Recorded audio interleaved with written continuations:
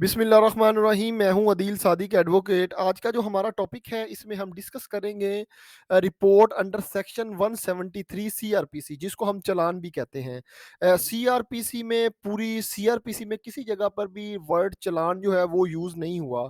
तो आम तौर पर जो हमारी रूटीन प्रैक्टिस है या पुलिस रूल्स हैं उसमें चालान का वर्ड यूज़ हुआ है।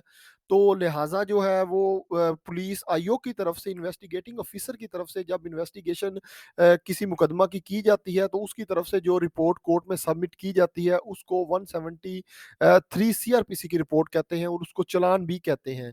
अब इसमें एक चीज़ कन्फ्यूजन होती है, हमारी फील्ड में एक बहुत बड़ी कन्फ्यूजन है कि अगर during investigation accused was found guilty और पुलिस जो है वो आईओ जो इन्वेस्टिगेटिंग ऑफिसर है उसको ट्रायल के लिए रिकमेंड करे, गुनाहगार तहरीर करके रिपोर्ट सबमिट करे, तो देन जो है उस रिपोर्ट को चालान कहते हैं। ऐसी बात बिल्कुल नहीं है। 173 की रिपोर्ट में अगर पुलिस ने बंदे को बेगुनाह तहरीर किया है, कॉलम नंबर 2 में उसको प्लेस किया है या एफआईआर जो है वो खारिज कर दिया, लेकिन जो मजिस्ट्रेट साहब हैं वो अगर डिसएग्री करते हैं और डिसएग्री करने के बाद उस उनको तलब कर लेते हैं, तो देन जो है फिर वो इस बात पर पूरा नहीं उतरती। लेकिन क्योंकि जो वो मजिस्ट्रेट साहब की पावर होती है, लिहाजा हम रिपोर्ट जो आईओ की तरफ से, चाहे वो गुनाहगार हो चाहे वो बेगुनाह हो, अगर वो उसको सबमिट किया जाता है कोर्ट में, तो उसको ही हम 173 सीआरपीसी की रिपोर्ट जो है वो कंसीडर करेंगे। अब 173 का जो सबसेक्शन 1 है उसमें उसको अगर पेरूज़ करें तो उसमें ये है कि जब भी इन्वेस्टिगेशन जो है वो किसी मुकदमा की जो है वो किसी आईओ को सुपुर्द होगी, तो वो जल्द से जल्द उसकी तफ्तीश जो है वो मुकम्मल करेगा और फिर वो उस रिपोर्ट को, अपनी तफ्तीश को जो है रिपोर्ट की फॉर्म में थ्रू पब्लिक प्रोसिक्यूटर कोर्ट में जो है वो सबमिट करेगा।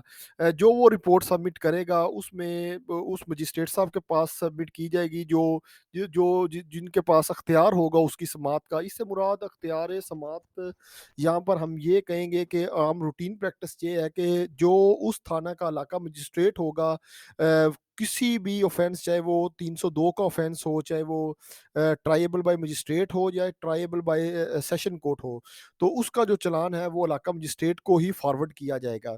उसमें जो ऑफेंसेस हैं जिसको में स्पेशल जो है वो ऑफेंसेस हैं, स्पेशल एक्ट हैं, वो स्पेशल मजिस्ट्रेट साहब उसको उसकी कॉग्निजेंस लेंगे। दीगर जो चालान है वो इलाका मजिस्ट्रेट साहब के पास ही सबमिट होगा। उसके ज़रिए फिर वो उसको, अगर उनकी कॉग्निजेंस बनती है तो वो अपने पास रख लेंगे, अगर जो मुतलका किसी कोर्ट की कॉग्निजेंस बनती है तो वो उनको जो है वो फॉरवर्ड कर देंगे।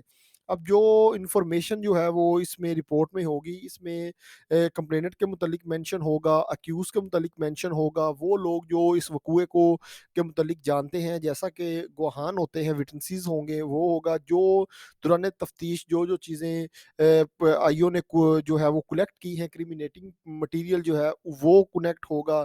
उसके बाद दीगर जो फैक्ट्स हैं वो मेंशन किए जाएंगे। अब इसमें जो रिपोर्ट है इसका जो टाइम पीरियड है वो 14 डेज़ है। जब एफआईआर दर्ज होगी उससे 14 दिन के अंदर अंदर जो है वो रिपोर्ट जो है वो तफ्तीशी ऑफिसर ने सबमिट करनी होगी थ्रू स्टेशन हाउस ऑफिसर। तो वो पब्लिक प्रोसिक्यूटर को जमा दे करवाएगा, उसके ज़रिए प्रोसिक्यूटर डिपार्टमेंट की तरफ से कोर्ट में सबमिट होगी।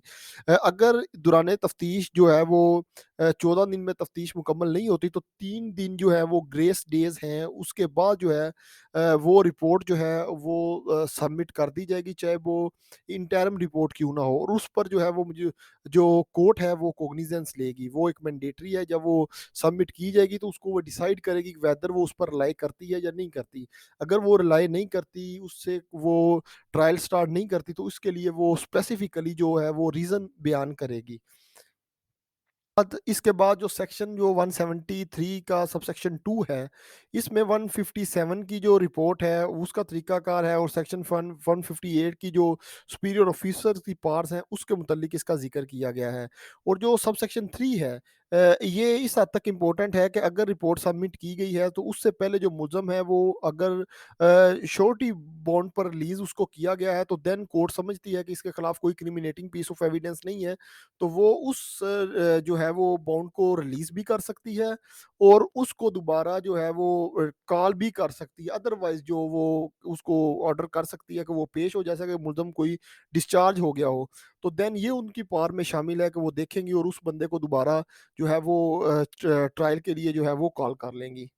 बाद इसके बाद जो सेक्शन 173 का सब सेक्शन 4 है वो डील करता है कि जिस वक्त 173 की जो रिपोर्ट है वो सबमिट की जाएगी, तो और मुलज़म को जब वो ट्रायल के लिए जो है वो कॉल किया जाएगा, तो जिस वक्त मुलज़म अदालत में पेश होगा तो जो 173 की रिपोर्ट है वो उसकी कॉपी जो है वो अक्यूज़ को प्रोवाइड की जाएगी। और उसके बाद जो है सेक्शन जो 5 सब सेक्शन 5 डील करता है वो इस सूरत हाल में डील करता है। ये एक मैंडेटरी प्रोविजन है कि जिस वक्त 173 की रिपोर्ट जो है वो सबमिट की जाएगी, तो उसके साथ जो है वो विटनेसेस को भी कोर्ट में पेश किया जाएगा। तो उस पर जो है वो अगर वो पब्लिक सर्वेंट्स के अलावा जो है, तो वो जो कोर्ट है वो विटनेसेस को जो है वो डेट बताएगा कि आपने नेक्स्ट इस डेट को जो है वो कोर्ट में पेश होना है या फलां कोर्ट में आपने पेश होना है। ये जो केस है उस कोर्ट में ट्रायल के लिए इसको फिक्स किया जा रहा है। ये एक चीज़ है जो हमारी प्रैक्टिस में आम प्रैक्टिस में नहीं आती। इसके बाद हम जो है वो डिस्कस करेंगे 173 की जो रिपोर्ट है उसका फॉर्म जो है वो आपके सामने मेंशन है। जो इसमें कॉलम 1 है इसमें नाम मेंशन किया जाता है कंप्लेनेंट का। कॉलम 2 जो है इसमें वो मुल्ज़मान जो कि इश्तिहारी हों और या वो मुल्ज़मान जिनकी डेथ हो गई हो, उनका नाम जो है वो मेंशन किया जाता है। कॉलम 3 में वो मुल्ज़मान होते हैं जो दौरान तफ्तीश जो हैं वो गुनाहगार तहरीर होते हैं। जो दौरान तफ्तीश गुनाहगार तहरीर होते हैं या वो लोग जो जो अरेस्ट होते हैं। और कॉलम 2 में एक चीज़ जो है मेंशन हम करेंगे, वो जो मुल्ज़मान बेगुनाह होते हैं उनका नाम भी कॉलम नंबर 2 में मेंशन किया जाता है। और जो 4 हैं वो जो दौरान जो है वो तफ्तीश जो उनकी प्री अरेस्ट बेल कन्फर्म हो जाए या जो है वो पुलिस उनको ज़ाती ज़मानत पर छोड़ दे, तो उन मुल्ज़मान को जो है वो जो तफ्तीश में बरज़मानत जो है वो शामिल तफ्तीश हों, उनकी हद तक अगर चालान सबमिट हो जाए, 14 दिन के टाइम गुज़र जाए, तो उनका नाम भी कॉलम नंबर 4 में मेंशन किया जाता है। कॉलम नंबर 5 में जो दौरान तफ्तीश मटीरियल एविडेंस कलेक्ट की जाती है वो मेंशन होती है। कॉलम नंबर 6 में तमाम गवाहान जो वक़ूआ के मुतल्लिक जानते हैं उनका नाम मेंशन होता है। और कॉलम नंबर 7 में पूरे केस के फैक्ट्स मेंशन किए जाते हैं। उसके बाद जो है ये आप देख रहे हैं स्लाइड पर, तो उसके बाद जो है वो आप 173 की रिपोर्ट की बैक साइड पे नीचे तफसील कागज़ात लिखे होते हैं। इसमें जो डॉक्यूमेंटेड फॉर्म में क्रिमिनेटिंग मटीरियल होता है या जो भी मटीरियल होता है वो यहाँ पर मेंशन किया जाता है। चालान के साथ जो एफआईआर उसकी दरखास्त की कॉपी होगी, अगर वो बंदा अरेस्ट हुआ है उसके साथ जो है वो रिमांड की कॉपी होगी, 161 की स्टेटमेंट्स होंगी, अगर कोई मेडिकल वगैरह मेंशन है वो होगा, अगर उसके अलावा कोई क्रिमिनेटिंग पीस ऑफ एविडेंस है तो उसको मेंशन किया जाएगा।